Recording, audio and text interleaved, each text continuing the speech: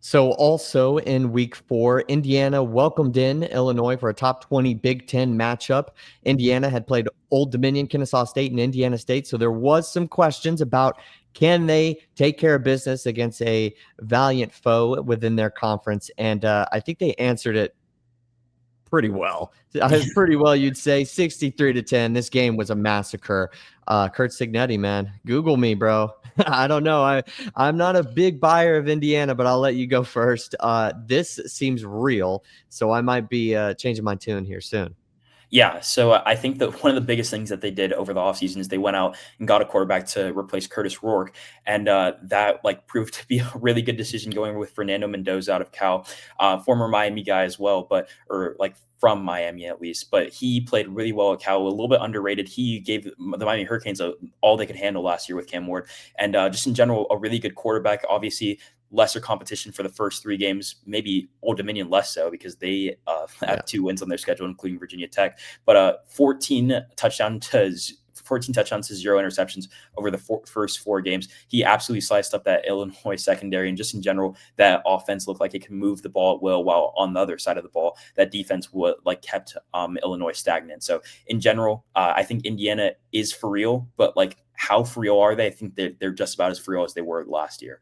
Could I see them sneaking into a college football playoff with 12 teams? Sure. Are they competing for the Big Ten championship? Actually, I think that's a stretch. I think that teams like Oregon, Penn State, and Ohio State are just a level above, which is kind of how it is in the Big Ten with Michigan some years as well. But those top 3 to 4 teams are pretty solidified, and Indiana can sneak in there and be competitive. But do I see them breaking past those 3 teams? Probably not.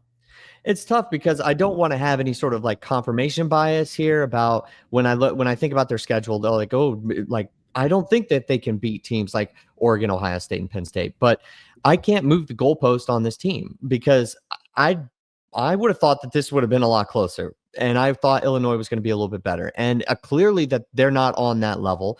But this was such a dominant win that I got to give it to Indiana. And I got to say that, yeah, maybe it's a similar team to last year where can they reach the upper echelon of this conference? Can they string together a win or 2 in the playoffs?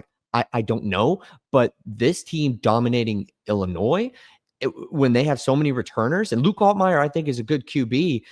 I got to start thinking, man, maybe there's something here to it. And I'm glad that you also mentioned Old Dominion. They got a coach fired for that win against Virginia Tech. So more power to them. I don't know actually how good they are, but yeah, dude, I don't know. I'm starting to come around on it just because it was such a dominant win. If it was a close win, I probably would say no, but I got to give some credit. Yeah, no, I completely agree too. That was definitely a little bit pessimistic towards the No, end. but I'm glad that you put me in my place a little bit too when I initially said I wasn't buying them. So go, but yeah. Yeah, I am. I just think that this team, when you look at it holistically, it is a little bit rough because they do play in the Big Ten and they have to play Penn State and Oregon in the same year. So that is 2 games where you'd kind of, at this point, you have no idea what's going to happen because Oregon or Penn State haven't really played anybody, and the one team that Indiana's played, they absolutely dominated. But as a general rule of thumb, you'd think that Oregon and Penn State are going to be at the very least very hard games. So that. Do I think they can be competitive in a game versus either of those 2 teams? Sure.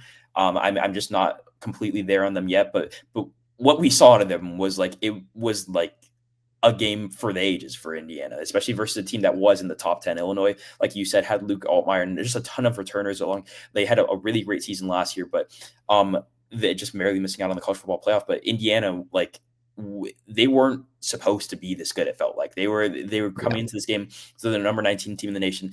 Correct me if I'm wrong, but maybe even unranked coming into the season. So, or at the very least, at the very bottom of the rankings. So, in general, this Indiana team is massively overperformed through even just through 4 games. And besides that Penn State and Oregon game, they should be favorites for any game that they play here on out. Started the year 20, moved down to 23 after the win against Old Dominion, which was 27-14. But I thought you were kind of going in a specific spot, but I'll head there because I know you mentioned didn't know exactly how good they would be. I think it's a really important thing to just mention too how far ahead of schedule they are and what Kurt Signetti has done with this program. I'm it's one of those things where it's like they're still playing with house money a little bit, but now the media narrative around it is kind of waiting to see if they can actually make the next jump, which I know is tough, but it's like they're moving so quickly. That's almost where we're at right now, right?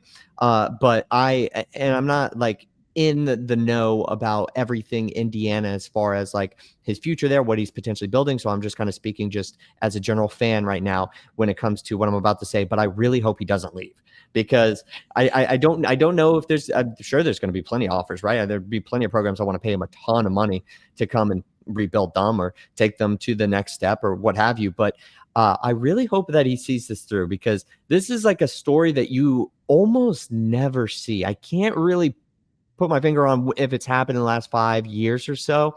But taking a team at the bottom of a conference and absolutely flipping it. I'm curious if he can make that next jump. Dabo kind of did it with Clemson a little bit there way back when, was able to make that jump into being a national contender, a true dominant team in college football. Can he do it? I mean, he's on pace for it. He's past the pace for it. Yeah, and I mean, just looking at his post-game press conferences, sometimes it's always a great watch. Like I think this week he said that we just broke their will, which is Yeah, exactly what happened true. in this game. There was never really, when you're watching that game, you never really thought that Illinois even had a relative chance at winning this game, and that just speaks to how good Indiana is. And I mean, we'll see how it all plays out. But Indiana is definitely a team that you have to look out for over the next coming weeks. And no matter who they play, they are definitely at least going to be competitive, I feel like.